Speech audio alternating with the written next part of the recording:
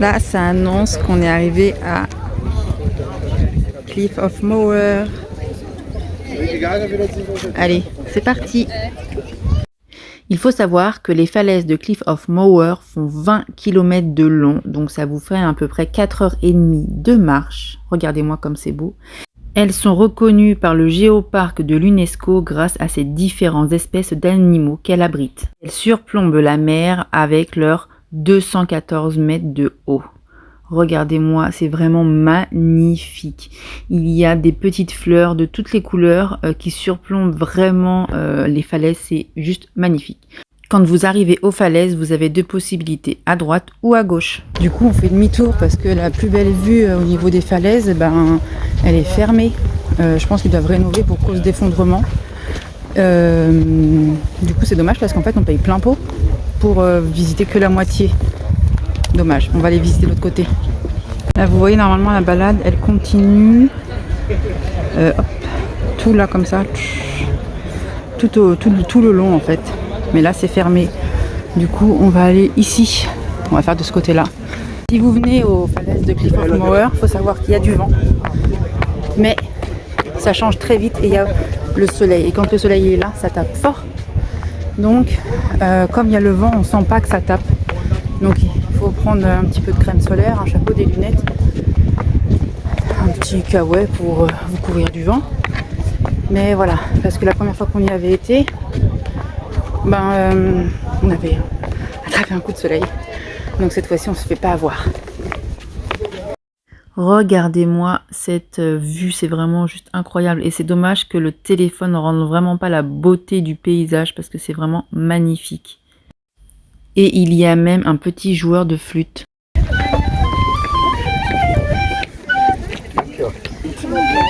Là, vous avez ce château-là qui est un petit peu plus haut du coup sur votre droite quand vous arrivez. C'est gratuit, hein, mais juste il y a un petit peu d'attente parce qu'en fait ils font rentrer, je crois 10 par 10. Voilà, c'est juste qu'en fait vous voyez là en haut, la vue. Voilà. Savoir que c'est 15 € l'entrée pour les adultes. À partir de 65 ans, c'est 12 € je crois, et pareil pour les étudiants. Les enfants ne payent pas. Et je vais vous mettre un extrait du passage parce que c'est pas accessible aux poussettes en fait, ni aux personnes en situation de handicap. Donc il faut y penser parce que les enfants doivent marcher ou il faut porter vos enfants. Il y a plein de petites graviers et des escaliers. Je suis essoufflée parce que ça monte, ça descend. Voilà, donc à savoir que si vous payez par exemple et que vous pouvez pas faire la moitié du chemin, ça vaut pas trop la peine. Donc là, vous voyez, c'est comme ça. Et là, ça descend, on descend les escaliers. Et ensuite, vous voyez, c'est comme ça. Donc, c'est vraiment pas accessible aux personnes handicapées. Et les gens, vous voyez, ils ont même laissé leur poussette ici.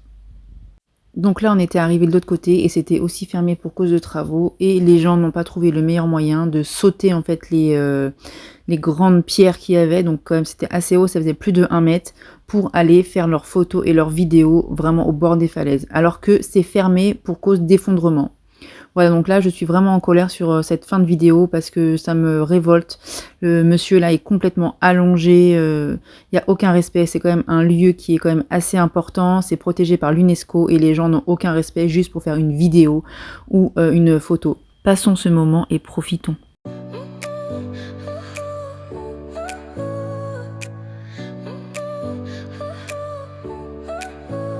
Your smile lit up like a sunrise glow, touch so soft where the seasons flow. We met where the stars take their flight. Every moment. Alors, bilan de cette journée à Cliff of Moher. Alors évidemment, je vous les recommande à 1000%. Si vous venez en Irlande, vraiment, je vous conseille de faire ce détour-là. Pour faire le récap sur les prix, il me semble que c'est 15 € pour les adultes, 12 € pour les étudiants, gratuit pour les enfants.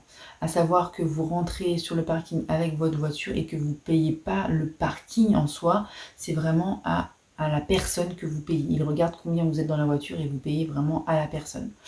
Voilà, ensuite, je vous conseille aussi de prendre de quoi manger sur place. Il y a des tables de pique-nique. Il n'y a que un seul restaurant. J'avoue, je n'ai pas regardé les prix parce que nous, on n'y a pas été. On avait prévu notre pique-nique.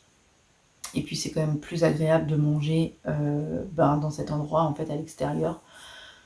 Ensuite, pensez à prendre de l'eau parce que c'est quand même une grande marche. Pensez à prendre lunettes de soleil, chapeau, crème solaire parce qu'effectivement il y a du vent ou même il peut pleuvoir, hein, peut-être, je ne sais pas. Mais en tout cas, quand il y a du vent, le soleil cogne quand même très fort, mais on s'en rend pas compte. Donc je vous conseille vraiment de vous protéger du soleil. Vaut mieux être protégé que se choper un coup de soleil. Ensuite, c'est vraiment une grande marche. Donc je vous disais, là moi sur la vidéo c'était en travaux des deux côtés, mais sinon ça fait vraiment une très grande marche. Donc si vous avez des enfants, soit vous prenez les moyens ou pour du portage, je ne sais pas, ou alors il faut vraiment aller à leur rythme parce que c'est vraiment une très grande marche. Il y a au moins 4 heures de marche, je dirais. Même en prenant le temps, il y a au moins 4 heures de marche et ça peut grimper et ça peut descendre. Donc il faut vraiment être prudent sur ça. Ensuite, si vous êtes une personne qui a un handicap, si vous êtes en béquille, en fauteuil roulant, clairement, c'est pas que je vous conseille de ne pas y aller, mais vous n'allez pas avoir accès, vous allez vraiment être limité sur l'accès parce que comme je vous disais juste avant, il y a des marches, ça monte, ça descend, il y a des gravillons et ça vous n'allez pas avoir accès parce qu'en fait il n'y a pas moyen, on passe vraiment à max 2 personnes et encore on doit se ranger sur certains passages, donc c'est très limité et puis c'est vraiment des gravillons, donc vous n'arriverez pas avec les poussettes ou votre fauteuil roulant, donc voilà, vous serez très limité. En tout cas, à l'intérieur, avant d'arriver à Cliff of Moher, vous avez comme des espèces de boutiques sous grottes. Voilà, il y a des boutiques souvenirs évidemment, mais il y a aussi d'autres choses qui rappellent l'Irlande et pas spécialement les falaises. Par contre, à l'intérieur vraiment du dôme, vous avez une boutique souvenirs, donc Irlande et falaises. Voilà, bon, ça coûte un petit rein, mais bon, c'est à vous de voir. Ensuite, vous avez un point d'information sur les points de vue, mais aussi les marches à faire. Et il vous explique aussi, alors moi j'y suis pas allée, mais j'ai vu qu'ils expliquaient aussi certaines informations sur les falaises. Vous avez aussi une espèce d'expo par rapport aux falaises, et puis à la nature. Voilà. En tout cas, j'espère que cette vidéo sur les falaises vous aura plu parce que c'était vraiment un plaisir de vous la tourner. J'en ai pris encore plein les yeux. C'est un lieu vraiment magnifique et qui dégage une énergie vraiment particulière, même si ça brasse beaucoup de monde.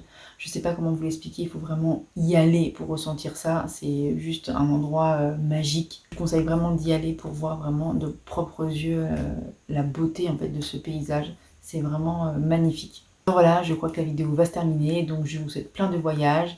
Et puis n'hésitez pas à partager, commenter, me poser vos questions en commentaire si vous avez des questions évidemment. Et puis n'oubliez pas de me mettre un petit pouce pour me soutenir dans ma chaîne YouTube. Je vous remercie, à bientôt.